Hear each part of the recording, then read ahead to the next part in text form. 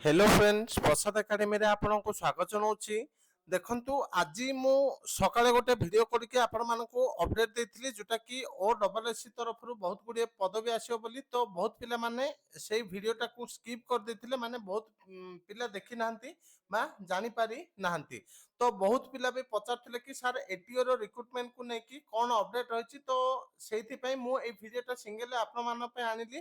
तो कौन रही लेटर रे देखंतु एटीओ रिक्रुटमेंट को लेकिन तो आपण माने स्क्रीन रे देखि पाथबे एटा होची गोटे ऑफिशियल लेटर जोटा कि हमर government of Odisha department of social security and empowerment of persons with disability so letter number देखंतु 9617 डेट होची 20/11/2024। तो लेटरटा हमर कहा पाखु जाईसी देखंतु फ्रॉम हला Sonia Behera OS additional secretary to government to देखंतु additional secretary to government skill development and technical education department.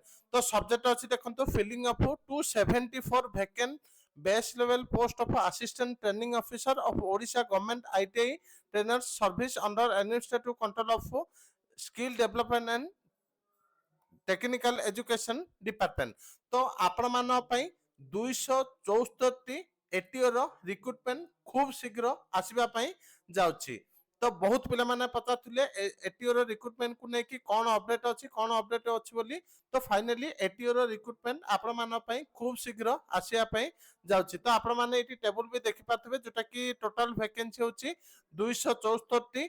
तो PWD पई वैकेंसी अछि सेथि मध्यरु 30-40। तो एतिकी इंपोर्टेंट अपडेट थिला जोटा कि एटीओ रो रिक्रुटमेंट को नेकी आपण माने किछि दिन वेट करंतु। पूर्व जो एडवर्टाइजमेंट बाहर थिला सेहिथिरे जहां भी सिलेबस थिला ताकु धरिके आपण माने एबेटार होई प्रिपरेशन स्टार्ट करि नियंतु।